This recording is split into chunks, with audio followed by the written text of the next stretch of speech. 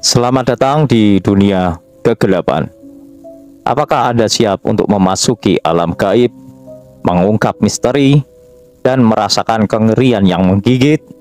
Masih di channel Chong Chuli, kita akan menjelajahi cerita-cerita menyeramkan, hantu-hantu yang tersembunyi, dan rahasia-rahasia gelap yang menghantui pikiran kita. Jangan lupa berlangganan dan aktifkan lonceng notifikasi agar Anda tidak ketinggalan momen ketika kita membuka pintu menuju ketidaknyamanan dan ketakutan. Siapkan diri Anda, karena kita akan menggali lebih dalam ke dalam bayangan-bayangan yang tersembunyi di balik layar malam. Mari kita mulai perjalanan kita ke dalam alam gelap yang menanti.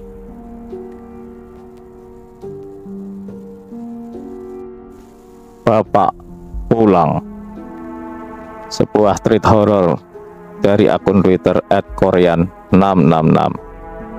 Jika kalian ingin membacanya langsung, nanti akan saya sertakan link di deskripsi. Kita langsung saja ke ceritanya. Di sebuah komplek perumahan mewah yang berdekatan dengan perkampungan padat, siang bolong mendadak seakan dihantam guntur yang bercampur dengan pelangi. Pasalnya pada pertengahan tahun 2008, daerah itu digegerkan dengan berita kematian seorang juragan tanah yang tersohor bernama Pak Arya. Nama itu memang sudah terkenal di telinga penduduk sekitar. Bahkan Pak Arya dikenal seantero kabupaten sebagai pemilik tanah yang luas. Demikian pula dengan tabiatnya yang tak pernah dilupakan. Mesti bangkainya membusuk di liang lahat. Mari tarik sedikit mengenai keluarga yang ditinggalkan. Juragan tanah yang kerap dipanggil dengan nama Pak Arya memiliki keluarga yang diidam-idamkan banyak orang. Memiliki istri cantik dan baik hati, hingga 2 anak putra berumur 24 tahun dan Satya yang masih berumur 8 tahun. Hidup penuh dengan serba-serbi kebahagiaan. Hidup bermandikan cairan emas hingga tidur berselimut uang kertas. Bisa terbayang betapa kayanya manusia satu ini.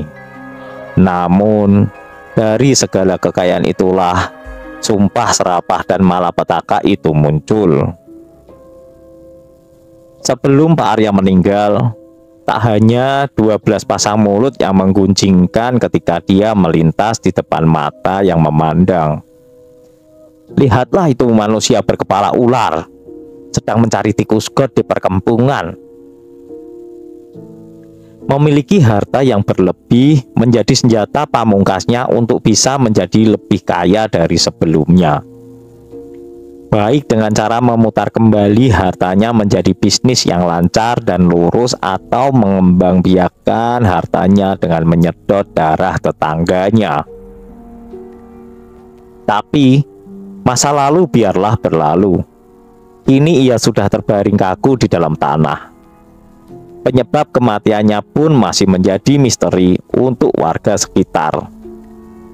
Setelah berita kematian Pak Arya tersebar di telinga warga sekitar, ironinya berita itu menjadi kabar duka bagi yang ditinggalkan, terkhususnya dan juga orang susah yang putus asa. Kemana lagi akan meminjam atau menggadai jika bukan dengan Pak Arya? Dan juga berita bahagia untuk para korbannya. Singkat cerita, angin berhembus dengan cepat, diiringi dengan melodi zikir yang beradu. Sampai-sampai tak terdengar isak tangis di sela zikir itu.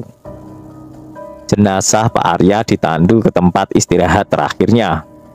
Selama pemakaman berlangsung, tak terjadi apapun.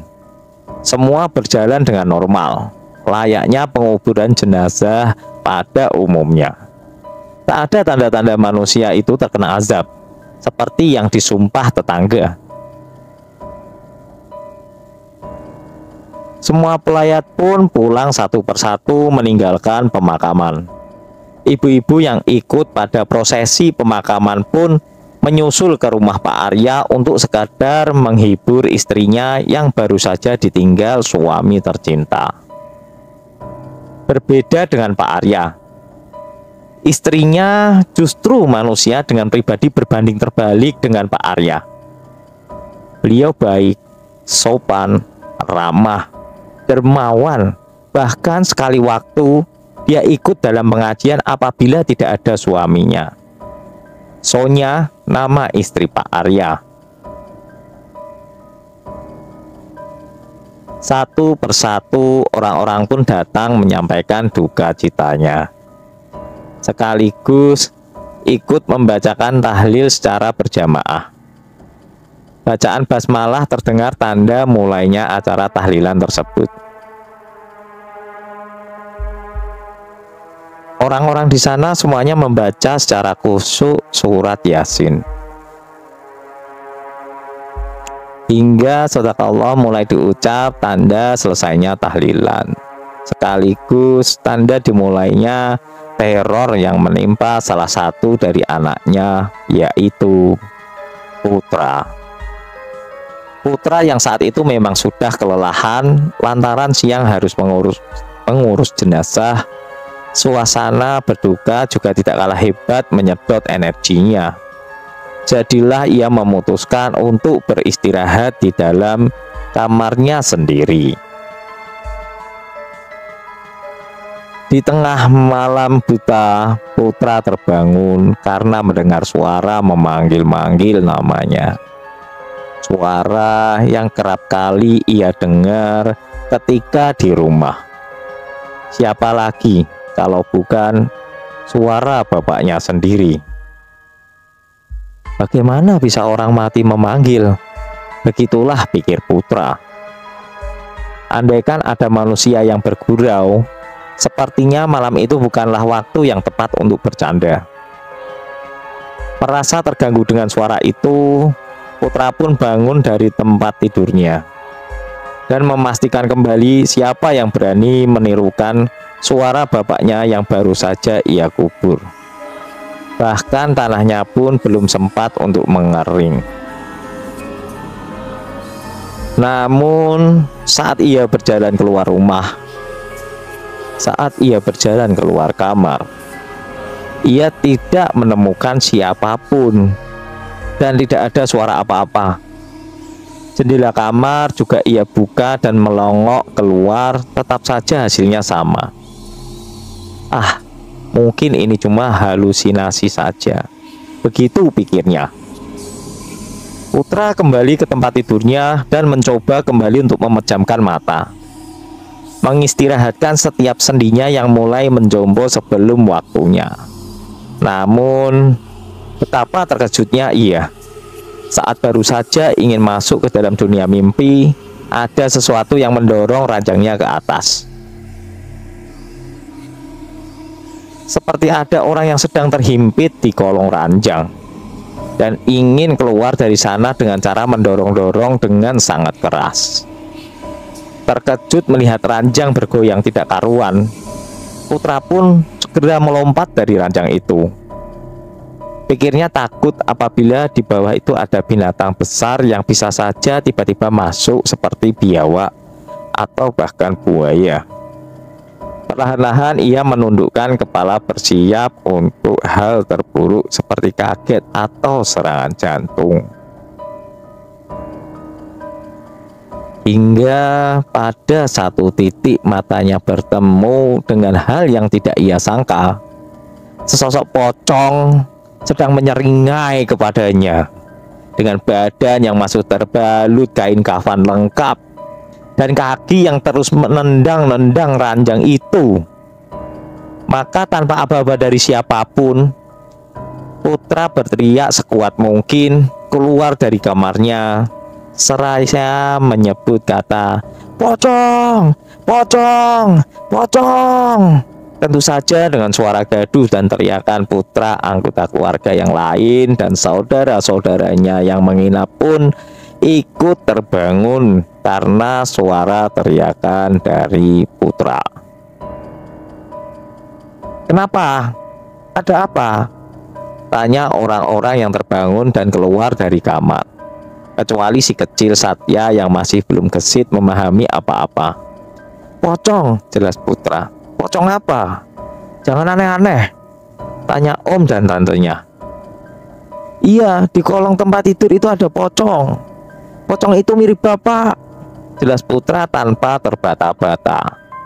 Mendengar itu bukannya kasihan atau membantu untuk menenangkan, justru yang didapat putra hanya amarah dari ibunya. Bapakmu baru meninggal tadi. Kau yang menopang badannya. Sekarang kau bilang bapakmu jadi pocong dan menghantui anaknya. Kualat kamu, nak," bentak ibunya marah. Jelas ibunya marah. Siapa yang terima mendengar orang dicintainya itu dituduh menjadi sosok menyeramkan yang menghantui buah hatinya. "Sumpah, Bu, tadi ada bapak di kolong itu. Bapak senyum ke putra, Bu," timbal putra berusaha meyakinkan sang ibu. "Sudah, kok hanya halusinasi. Makanya kalau punya bapak yang akur, giliran orangnya sudah nggak ada malah kau tuduh jadi pocong. Sudah, kembali ke kamarmu."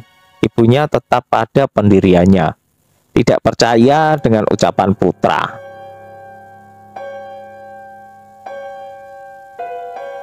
"Bu, putra tidur sama ibu saja ya," pinta putra dengan wajah yang sudah tidak pantas dengan umurnya. "Enggak, umurmu sudah kepala dua. Tidur sendiri.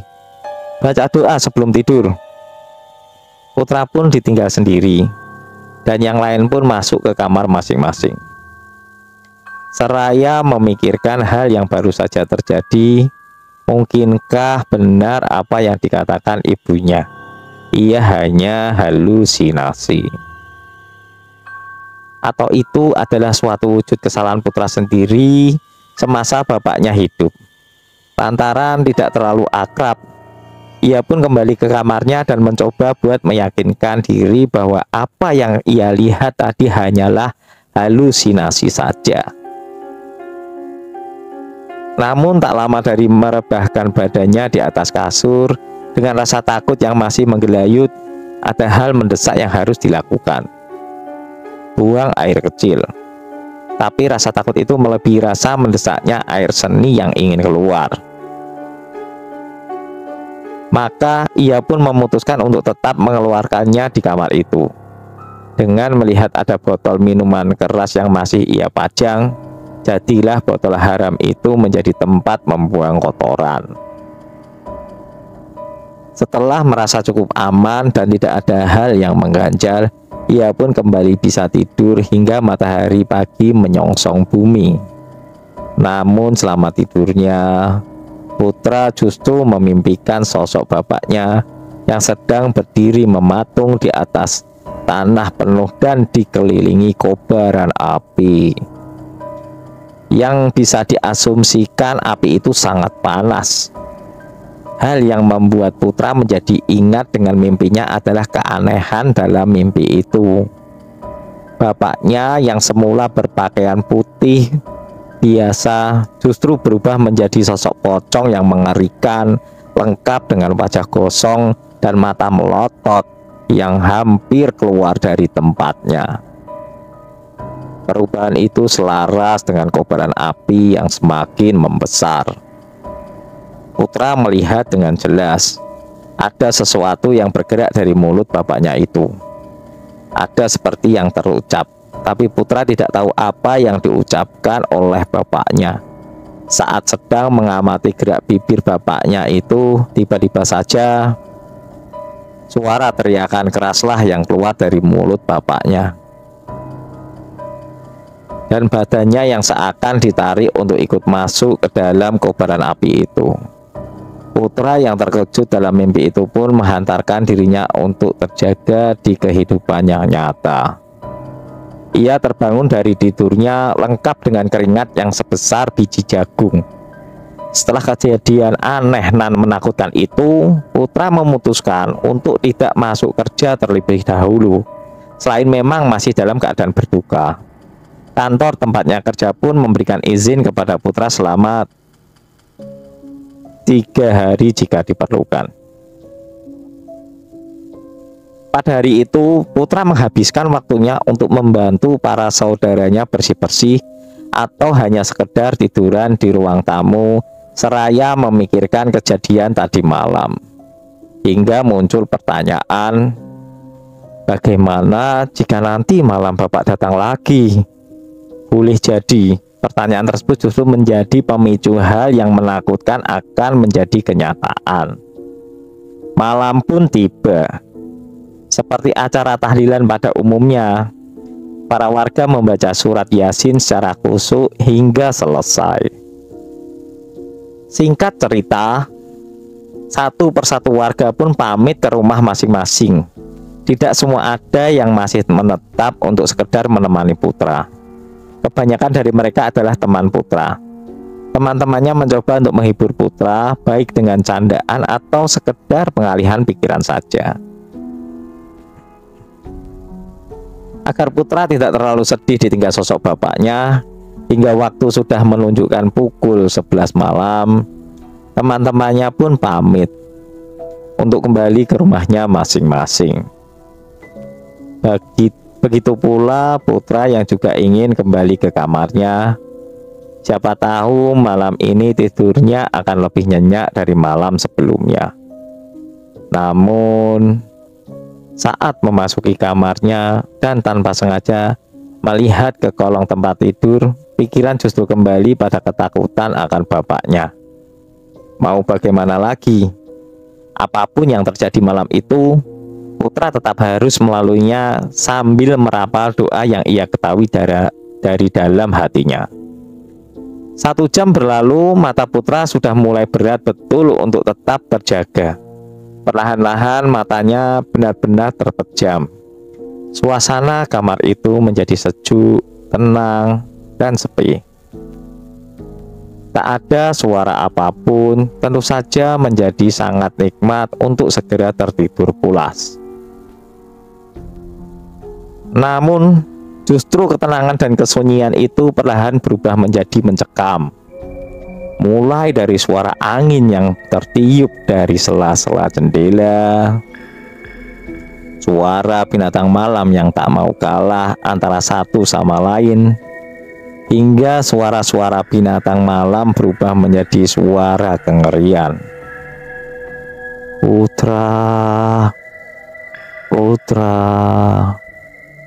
Suara lirih sayup-sayup terdengar di telinga Putra. Namun Putra tidak terlalu menghiraukannya. Dia baru saja akan terlelap. Putra, Putra, Putra. Suara itu terus memanggil, membuat Putra benar tersadar ada yang memanggil namanya. Namun ia tak mau membuka matanya. Ia masih menyayangi jantungnya lantaran semalam sudah diajar habis-habisan dengan rasa kaget yang datang. Putra. Suara itu terus memanggil. Iya, itu suara bapaknya. Pelan, halus sekali memanggilnya. Putra. Suara itu memanggil dengan cara membentak. Putra. Tidak tinggal diam. Putra yang sedang terbaring langsung melompat dari tempat tidurnya dan lari tunggang-langgang keluar dari kamarnya. Sesampainya di ruang tamu, nafasnya sudah tidak lagi beraturan. Tapi tiba-tiba pundaknya ditepuk oleh sebuah tangan yang menyasar. Tentu saja Putra semakin teriak. Namun itu hanya ibunya. Ada apa lagi? Bapak manggil-manggil Putra, Bu. Aduh, Putra, punya salah apa kamu sama bapakmu sampai segininya? Adik ibunya. Benar, Bu. Putra nggak bohong, itu suara bapak. Katanya membela diri. Sudahlah, kamu tidur di kamar ibu, tidur di kursi. Besok pagi datang ke makam bapakmu, minta maaf atau apalah terserahmu. Putra mengiyakan ucapan ibunya tanpa menjawab. Akhirnya malam itu Putra tidur tanpa ada lagi gangguan dari sosok bapaknya. Namun lagi-lagi mimpinya sama seperti kemarin. Sosok bapaknya berubah menjadi pocong dan dikelilingi oleh api. Bedanya kain kafannya sedikit lebih kuning dari sebelumnya. Dan lagi ia terbangun lantaran badannya tertarik untuk masuk ke dalam kobaran api. Paginya Putra mendatangi makam bapaknya dan berucap, "Maaf jika Putra banyak salah, Pak. Jangan lagi ganggu Putra. Mari kita lewati kegiatannya di siang hari." Malam kembali lagi dengan suasana rumah yang masih terdengar suara merdu surat Yasin dan bau masakan yang akan menggoda setiap warga. Tentu saja mereka yang berduka akan memberikan suguhan kepada para warga yang datang untuk mengirim doa untuk mendiang Bapak Arya.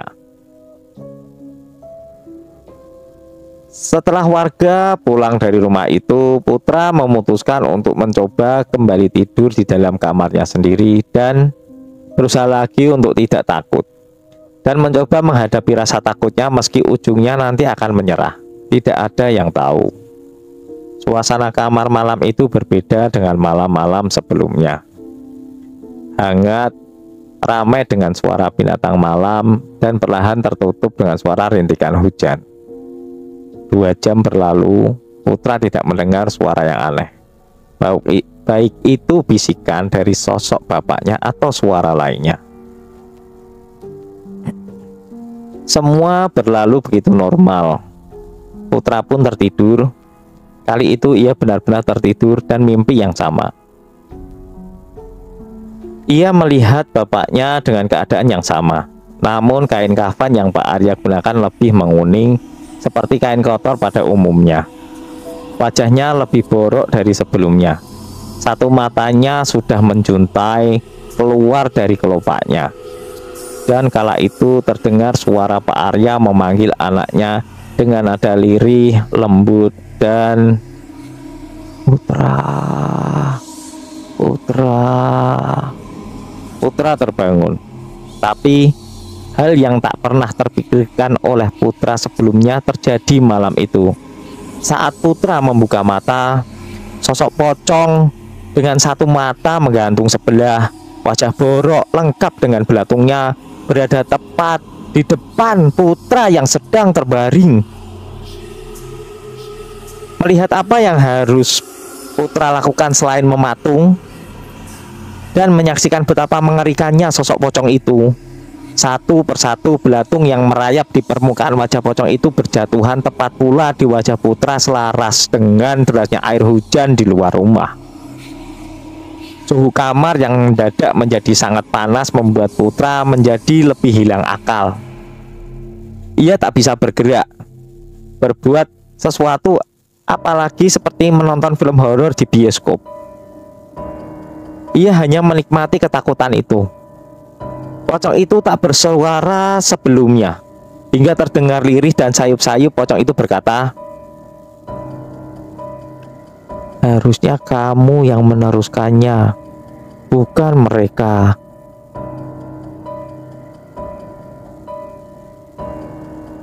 Bentakan itu seperti membuat gendang telinga Putra ingin pecah. Suaranya keras seperti bapaknya yang sedang mengamuk. Tanpa sadar, suara itu pula yang membuatnya tak lagi tersadar hingga ia terbangun di tarhim subuh. Putra terbangun dengan wajah yang sudah memucat, lemas, seperti semua energinya tersedot habis oleh kejadian semalam. "Aku harus kerja. Bisa benar-benar gila aku di rumah ini." Setelah bersiap-siap, Putra memutuskan untuk pergi ke kantor hari itu. Lagi pula isinya juga sudah selesai. Berbekal kantung matanya sedikit membengkak dan menghitam serupa panda, ia masuk ke dalam kantor. Semua teman kantornya satu persatu menyalaminya dan berbela sungkawa. Putra sedikit terhibur di sana. Dia tidak lagi sendiri. Ia pun kembali mengejar pekerjaan yang sudah 3 hari tidak pernah ia sentuh. Di sela-sela jam kerja, ia pun pergi ke kamar mandi untuk buang air kecil dan sekaligus mencuci mukanya agar bisa lebih segar. Kebetulan di kantor Putra terdapat kafetaria yang searah dengan kamar mandi kantor. Ia pun menyempatkan diri untuk memesan 1 cup kopi. Namun saat sedang memesan, sadar atau tidaknya dia, matanya bertemu dengan sosok yang sangat ia kenali. Ia bertemu dengan bapaknya, berdiri di ujung lorong menatap Putra dengan senyum kecut. Kali ini bukanlah sosok pocong, melainkan betul sosok bapaknya, lengkap dengan pakaian putih yang bersih. Namun sosok itu menghilang setelah kasir dari kafetaria itu menyadarkannya. Putra yang sudah lelah tidak memikirkan hal itu. Ia pun membayar tagihannya dan menuju ke kamar mandi terlebih dahulu selagi kopi itu dibuat. Sesampainya di kamar mandi, urusan toilet pun segera ia selesaikan dan segera kembali ke meja kerjanya. Namun saat ingin mencuci tangan, tiba-tiba pintu dari salah satu toilet di sana perlahan terbuka. Putra yang sadar akan hal itu dari kaca segera berbalik ke arah dan melihat ada siapa di balik toilet itu. Walhasil, tidak ada siapapun di dalamnya, selain toilet duduk yang sedang bertengger di sana. Brak! Pintu pun terbanting dengan sendiri. Tak ada angin, tak ada apapun yang membantu. Benar-benar pintunya tertutup sendiri. Ajaib bukan? Tanpa babi bu, ia lari dari sana keluar tanpa mempedulikan hal itu. Melihat gelagat Putra yang aneh, salah satu temannya pun menghampirinya. "Kau kenapa? Lari nggak lihat orang? Ini kopimu tertinggal," tanya teman kantor Putra, Bobby namanya. Putra hanya diam tak menjawab, seraya mengatur nafasnya yang sudah tidak beraturan. "Kalau kau masih berduka, ambil saja cuti. Bos juga tahu kau sedang berduka," ucap Bobby selaras menepuk pundak Putra. Singkat cerita, hari itu Putra habiskan dengan menyusul pekerjaan yang tertinggal. Sesekali ia mendengar suara bapaknya yang lagi-lagi memanggil namanya. Ada apa sebenarnya? Apa yang terjadi dengan Putra? Apa hubungannya Putra dengan kematian bapaknya? Akhirnya Putra pun memberanikan diri untuk bertanya kepada ibunya alasan kenapa dia selalu dihantui sosok bapaknya yang berubah menjadi sosok pocong. Sedangkan ibunya dan juga Satya tidak pernah sekalipun terdengar di telinga Putra bahwa mereka juga diganggu. Namun mengingat Putra acap kali ketakutan akan bapaknya yang gentayangan, ibunya pun mulai berpikir ada apa. Hingga sebusuk apapun bau bangkai yang disimpan, tentu saja akan ketahuan di mana letaknya. Begitu pula dengan kabar mengenai Putra dihantui sosok bapaknya sendiri sampai di telinga para tetangga. Desas-desus tak menyenangkan tentu saja mudah keluar dari ucapan ibu-ibu penggosip di tempat warung sayur. Hingga yang terburuk adalah Putra pembunuh bapaknya sendiri. Spekulasi macam apa ini?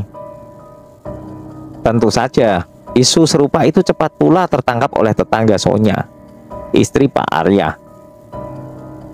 Namun apalah yang mau dikata, selain biarlah sudah, semoga mereka tahu nanti apa yang sebenarnya terjadi. Tak semalam pun Putra melewatkan hari tanpa teror dari bapak kandungnya. Di malam ke-7 kematian bapaknya, para warga datang ke rumahnya untuk mengadakan 7 harian. Di sana Putra terlihat sangat gelisah. Matanya semakin membengkak, bibirnya terlihat pucat, semakin kurus, tak terawat. Wajahnya serupa dengan orang yang tidak pernah tidur. Nah sekali nasibnya. Beberapa orang yang bertanya, "Ada apa?" Tak pernah Putra jawab dengan sebenarnya. Lebih baik ia fokus pada dirinya sendiri dan sesekali melihat ke sekitar. Siapa tahu ada sosok bapaknya yang sedang bertengger di salah satu kepala warga. Suara lantunan surat Yasin pun sudah mulai menggelegar di setiap sudut rumah. Putra yang saat itu sedang khusyuk ikut membaca surat Yasin. Memasuki ayat ke-40, sayup-sayup ia mendengar suara bapaknya yang ikut melantunkan ayat itu. Wa kullu fi falaki yasbahun. Apakah bapaknya pulang? Untuk apa? Alhasil saat ditelisik kembali oleh putra, ia melihat sosok pocong berdiri di depan pintu rumah. Ia berdiri dengan mulut menganga, wajahnya seperti sebelumnya, borok, bercorak putih dari belatung yang merayap, dan mata yang melotot dan satu menggelayut. Seraya memanggil dengan cara membentak, "Putra!" Putra yang masih berada di tengah tahlilan menjerit-jerit seperti orang kerasukan. Ketakutan parah, menunjuk ke arah pintu rumah dan berkata, "Pocong, pocong, pocong, ampun Pak, ampun, salah apa aku Pak?" Melihat hal itu, warga tentu saja tidak melanjutkan lantunannya dan memilih untuk membantu putra. Sedangkan yang tidak membantu saling beradu pertanyaan. Kenapa? Warga yang mendengar putra mengucap kata pocong pun ikut menelisik ke arah pintu, dan hasilnya nihil. Mereka tidak menemukan bungkusan putih itu. Boleh jadi karena lelah akan ketakutan yang ia alami seorang diri, badannya pun tak mampu lagi menahan untuk tetap tersadar menghadapi siksaan itu. Putra pun pingsan dan ditidurkan di kamarnya. Tak lupa ibunya juga menemani buah hatinya. Sampai akhirnya tahlilan pun kembali dilanjutkan. Namun saat tahlilan itu selesai dan orang-orang sudah siap untuk menyantap hidangan di depannya, tiba-tiba saja putra berteriak kembali ketakutan, lantaran dia melihat sosok bapaknya lagi yang kini berada di samping tempat tidurnya. Sedangkan ibunya yang menemani putra tak melihat ada sosok apapun di sampingnya. Semua teror itu sudah tidak lagi bisa dibiarkan. Ibunya pun meminta kepada warga untuk memanggil salah satu tetua kampung yang rumahnya cukup jauh dari rumah putra. Sebutlah namanya Pak Yai. Tak lama menunggu, Pak Yai datang dan langsung mendekati putra dan memegang kepala putra, seakan meraba apa yang ada di dalam pikirannya. Seraya merapal sebuah doa yang terdengar suaranya. Lebih baik putra diinapkan dulu, jangan di rumah ini. Untuk sementara waktu boleh di mana saja, kata Pak Kiai.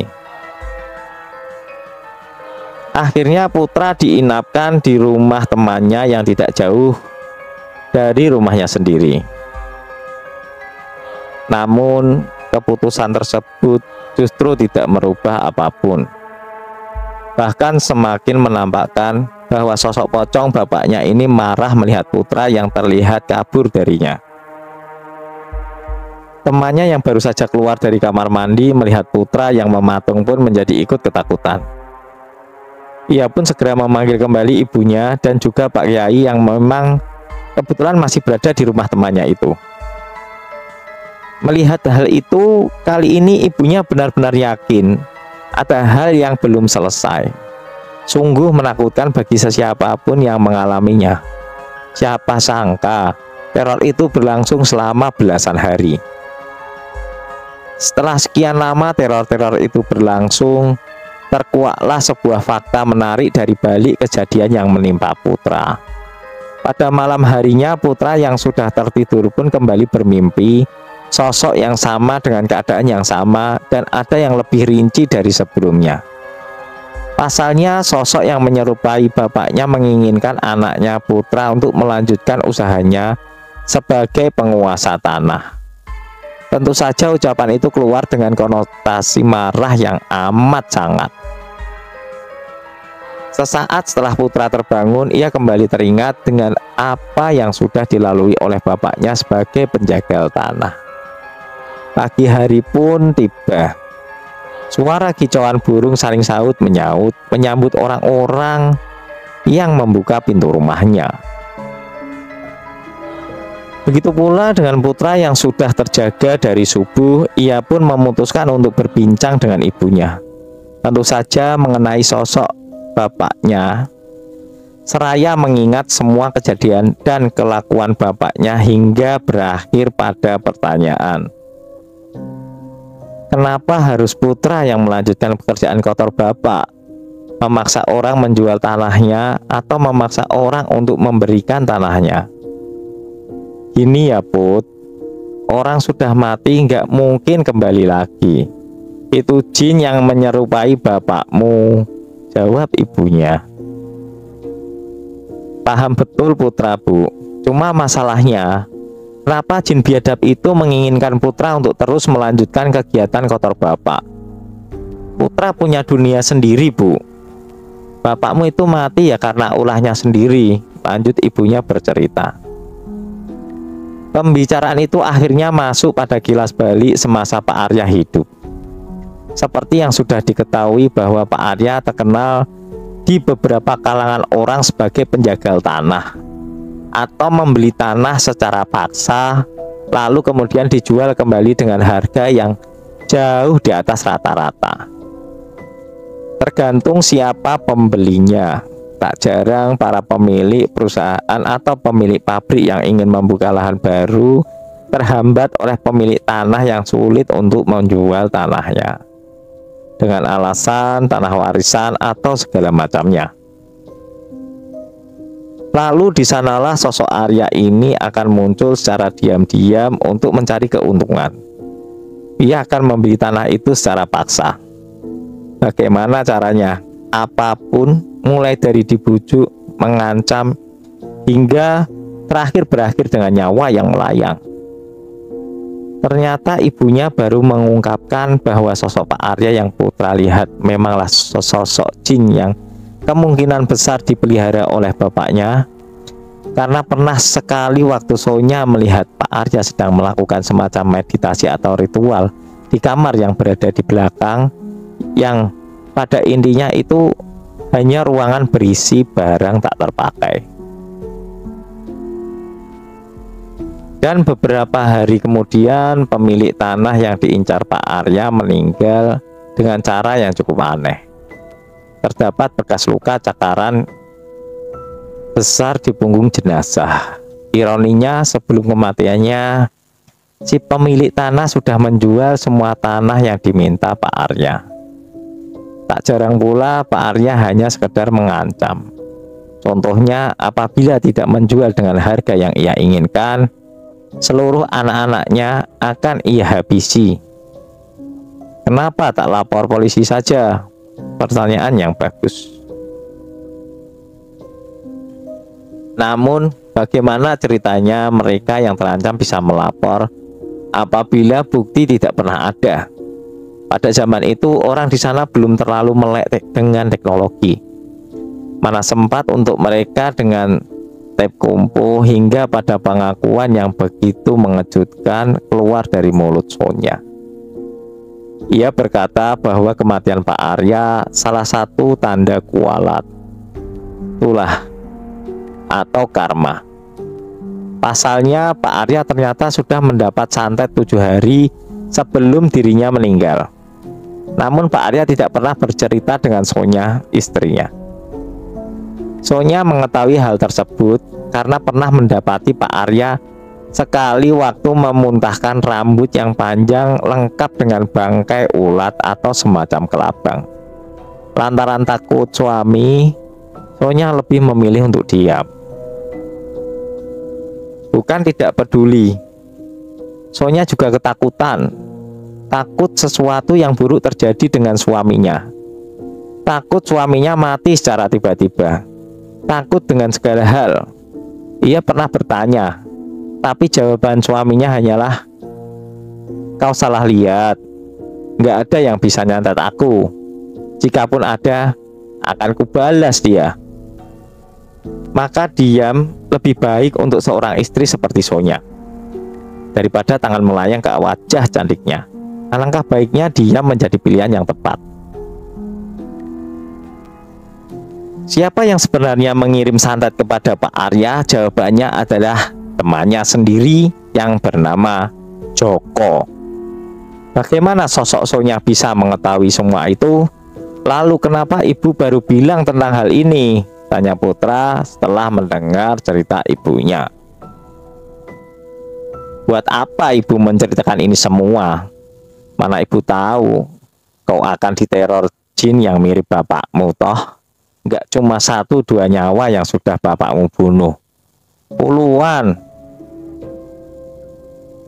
Dan juga puluhan keluarga yang menderita karena ulah bapakmu. Lalu untuk apa ibu bercerita? Ibu nggak mau membuatmu semakin membenci bapakmu. Ibu tahu dari mana Om Joko yang menyantet bapak. Sonya mengetahui bahwa Joko yang mengirim santet semuanya ketika Joko datang ke rumah 3 hari setelah kematian Pak Arya. Sonya tentu saja tak percaya akan pengakuan konyol si Joko. Ia berkata bahwa jika ia tidak mati, akan berapa nyawa lagi yang akan ia habisi setelah ini. Kau bisa hidup denganku. Begitu pemilihan Joko. Meski terdengar aneh, begitulah yang disampaikannya. Merasa dipermainkan, Sonya mengusir Joko pada saat itu. Menurut Sonya, itu hanyalah bualan Joko untuk bisa menguasai pekerjaan Pak Arya dan juga mendapatkan hati Sonya. Karena pada dasarnya memang Joko menaruh rasa kepada Sonya. Hal itu memang sudah diketahui Sonya sejauh sebelum Satya anak keduanya lahir. Dan itu hanya menjadi rahasia antara Sonya dan juga Joko. Jika berpikir Sonya bermain di belakang Pak Arya, jawabannya tidak. Sonya tidak membalas cinta Joko. Boleh jadi benar jika Joko adalah orang yang mengirim santet ke Pak Arya. Mendengar cerita itu, entah setan apa yang masuk ke dalam badan Putra. Putra dengan sigap beranjak dari duduknya, mengambil 9 celurit yang ada di dapur dan keluar ingin menemui Joko. Tentu saja hal itu ditahan oleh Sonya. Ibunya sudah tidak mau lagi berurusan dengan orang seperti Joko. Ia juga tidak mau nanti malah Putra yang menjadi sasaran santet selanjutnya. Melihat kegaduhan yang terjadi, warga-warga pun ikut menenangkan Putra. Tetapi semakin banyak warga yang menenangkan Putra, justru Putra semakin emosi. Seakan adrenalin semakin terpacu untuk membunuh Joko. Hingga tidak ada lagi pilihan, beberapa warga berinisiatif untuk menjatuhkan Putra dengan cara dijegal seperti sapi. Putra lalu diikat dan ditaruh di dalam rumah. Ternyata itu bukan lagi sosok Putra, melainkan ada sesuatu yang merasuki dirinya. Pasalnya ketika ia diikat, Putra justru terus menyebut nama Joko dan sesekali tertawa besar. Sesekali suaranya berubah menjadi lebih besar dari sebelumnya. Sampai pada akhirnya sosok Pak Kiai yang sempat mengobati Putra pun datang menjenguk.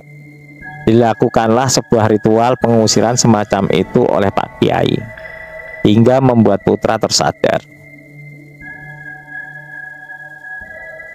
Ini harus segera diselesaikan, Bu. Kasihan Putra, ucap Pak Kiai kepada Sonya. Putra terpaksa harus dibawa ke pondok milik Pak Kiai untuk dirawat sebelum dilakukan pengusiran yang sebenarnya. Putra hanya mengiyakan itu, karena memang semakin cepat ia sembuh, semakin cepat pula mentalnya sembuh. Keesokan harinya, sosok yang tidak pernah disangka muncul di hadapan rumah keluarga Putra. Ia adalah Joko. Untuk apa lagi kau datang kemari? Sudah kubilang jangan injakkan kakimu kemari. Dengarkan dulu, aku ingin membantu. Menurut penuturan Sonya, Joko datang membawa sebuah ajimat yang berbentuk pisau kecil yang mirip dengan keris namun tidak bergelombang. Lengkap pula dengan sarung pisaunya. Joko memberikan itu kepada Sonya lantaran sudah tidak mampu lagi untuk menanggung dosanya. Mari kita sepakati ajimat itu bernama Cundrik. Kembali lagi, menurut penuturan Sonya, Cundrik itu adalah milik Pak Arya yang sengaja ia ambil ketika ia bertandang ke rumah 3 hari setelah kematian rekan kerjanya itu. Ia mengaku dengan cara ia mengambil Cundrik itu, Joko bisa menguasai apa yang ada di dalamnya dan bisa menjadi tersohor seperti Pak Arya. Juga sosok yang menghantui putra tidak bisa pergi kecuali putra memiliki Cundrik itu. Dengan kata lain, sosok pocong itu adalah jin penghuni dari Cundrik tersebut, dan jin yang selama ini menemani hidup Pak Arya, membantu segala kejahatan yang pernah dilakukan Pak Arya. Setelah Joko memberikan Cundrik itu, ia pun berjanji untuk tidak lagi mengganggu Sonya dan keluarga kecilnya. Hingga pada hari malam Jumat esoknya, dilakukanlah sebuah acara besar-besaran yang juga menghadirkan warga sekitar, semacam acara syukuran untuk menangkal hal buruk. Setelah acara makan-makan dan yang lainnya, barulah dilakukan ritual pengusiran sesungguhnya. Sonya pun memberikan Cundrik yang diberikan Joko kepada Pak Kiai. Malam itu suasana rumah menjadi sangat aneh, hening dan tenang. Bahkan suara nafas pun terdengar begitu jelas. Perlahan-lahan suara-suara mulai bermunculan, mulai dari binatang malah yang semakin riuh bersahutan, hingga suara angin yang sesekali menerjang genteng rumah. Pak Kiai pun mulai merapal mantra-mantra atau doanya, dan sesekali menyebut kata hadir, hadir. Sosok yang tak terduga pun datang merasuki tubuh putra yang saat itu memang sengaja diikat. Entah bagaimana ceritanya, seakan Pak Kiai berbincang dengan sosok yang berada pada tubuh putra. Dan dilakukannya sebuah negosiasi. Mau diusir dengan paksa atau pergi dengan sendirinya? Begitulah pertanyaan yang keluar dari mulut Pak Kiai.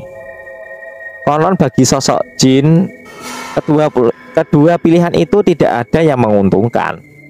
Setidaknya jika dia pergi, dia harus memiliki tuan yang baru, atau memilih rumah untuk dia bisa hinggap dan mencari majikan baru.